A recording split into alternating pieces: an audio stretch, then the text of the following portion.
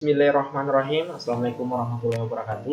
Perkenalkan, nama saya Abdul Syukur. Saya dari jurusan Agribisnis Fakultas Pertanian Universitas Haloleo. Maksud dari pembuatan video ini adalah sebagai pemenuhan tugas saya pada mata kuliah metode analisis data agribisnis. Oke, pada video kali ini kita akan membahas tentang analisis regresi berganda. Konsep dasar pada analisis regresi linear berganda ini berfungsi untuk mencari pengaruh dari dua atau lebih variabel independen atau variabel bebas atau X terhadap variabel dependen atau variabel terikat atau Y. Kemudian uji T ini bertujuan untuk mengetahui ada atau tidaknya pengaruh parsial yang diberikan variabel bebas atau X terhadap variabel terikat atau Y. Kemudian uji F bertujuan untuk mengetahui ada atau tidaknya pengaruh simultan yang diberikan variabel bebas atau X terhadap variabel terikat atau Y. Kemudian koefisien determinasi berfungsi untuk mengetahui berapa persen pengaruh yang diberikan variabel X secara simultan terhadap variabel Y. Contoh kasus.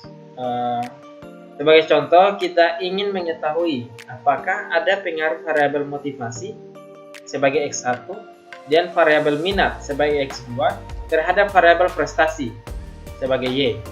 Jadi data penelitian ini mempunyai sampel sebanyak 12 orang siswa. Ini merupakan data yang dimaksudkan tadi, di mana motivasi sebagai X1, kemudian minat sebagai X2 dan prestasi sebagai Y, di mana terdapat 12 responden. Selanjutnya, data ini kita akan analisis menggunakan aplikasi SPSS. Oke, sekarang kita berada di SPSS. Jadi SPSS yang saya gunakan ini merupakan SPSS versi 25. Jadi kita ke variable view. Pada name kita tulis X1 dengan label sesuai dengan data yang kita punya. Jadi X1 itu sebagai motivasi. X1 pada label kita tulis motivasi dalam kurung X1. Kemudian selanjutnya X2 pada label kita tulis minat dalam kurung X2. Kemudian selanjutnya Y pada label kita tulis prestasi dalam kurung Y. Oke, selanjutnya kita ke data view. Jadi di sini telah terdapat X1, X2 dan Y. Untuk datanya kita kopikan pada data ini. Kita copy. Kemudian kita pindahkan ke ini. Oke. Sekarang kita telah mempunyai data, semua datanya sudah terisi, ada 12 responden data. Jadi langkah selanjutnya kita analisis. Kemudian ke regresi, kemudian linear. Oke, pada tahap kali ini kita untuk variabel dependennya Y, kemudian untuk variabel independennya ada motivasi dan minat. Sini. Oke, simpel saja. Selanjutnya kita tekan OK. Nah, selanjutnya akan muncul seperti ini. Terdapat beberapa hipotesis yang kita rumuskan. Jadi yang pertama itu H1, terdapat pengaruh motivasi atau X1 terhadap prestasi Y.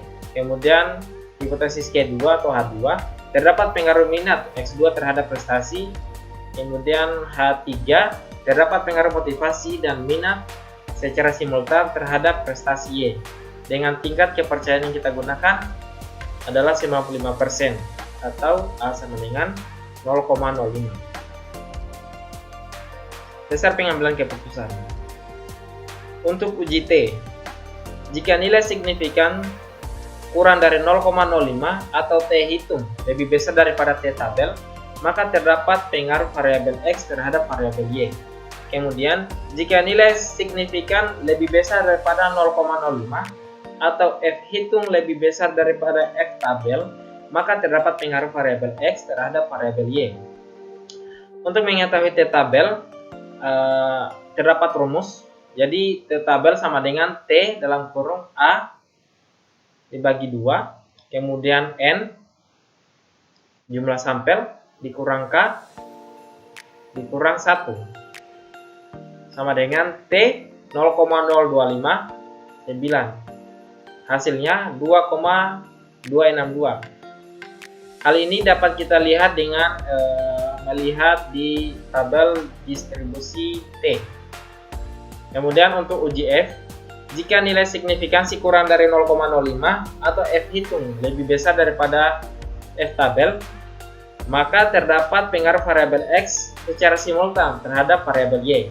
Kemudian, jika nilai signifikansi lebih besar daripada 0,05 atau F hitung lebih kecil daripada tabel, maka tidak terdapat pengaruh variabel X secara simultan terhadap variabel Y.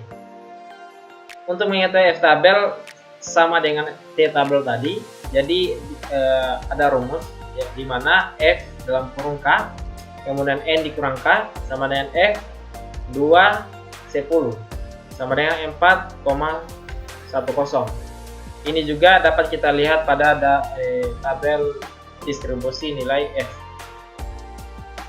Selanjutnya, pengajuan hipotesis H1 dan H2 dengan uji T, di mana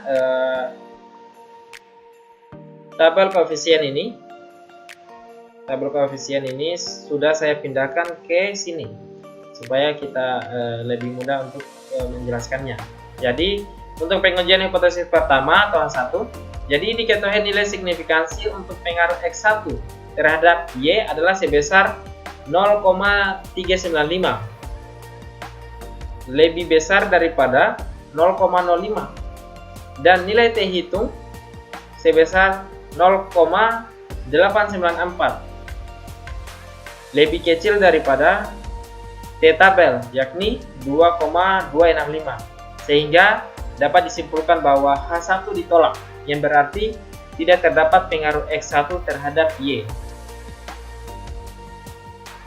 Kemudian pengujian hipotesis kedua atau H2, diketahui nilai signifikansi untuk pengaruh X2 terhadap Y adalah sebesar 0,00, di mana hal itu lebih kecil daripada 0,05, dan nilai T hitung sebesar 3,567.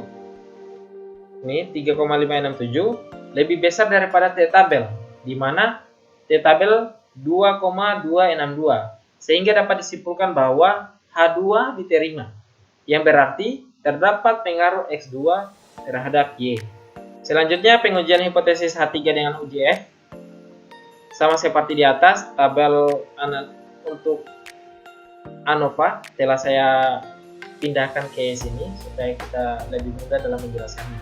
Jadi pengujian hipotesis ketiga, jadi berdasarkan output di atas, output ini ataupun ini sama saja, diketahui bahwa nilai signifikansi untuk pengaruh X1 dan X2 itu secara simultan terhadap Y adalah sebesar 0,00 lebih kecil daripada 0,05, dan nilai F hitung sebesar 23,450, lebih besar daripada F tabel. Jadi F tabelnya adalah 4,10, sehingga dapat disimpulkan bahwa H3 diterima, yang berarti terdapat pengaruh X1 dan X2 secara simultan terhadap Y. Untuk koefisien determinasi, model summary ini sudah saya pindahkan ke sini sama dengan di atas supaya kita lebih mudah memahaminya. Jadi berdasarkan output di atas, output ini ataupun ini, diketahui bahwa nilai R square ini sebesar 0,839. Ini dia. Jadi hal ini mengandung arti bahwa pengaruh variabel X1 dan X2 secara simultan terhadap variabel Y adalah sebesar 83,9%. Saya kira itu pembahasan mengenai analisis regresi linear berganda. Semoga dapat bermanfaat untuk kita semua. teman-teman yang sedang menonton ini. Lebih dan kurangnya mohon dimaafkan. Wassalamualaikum warahmatullahi wabarakatuh.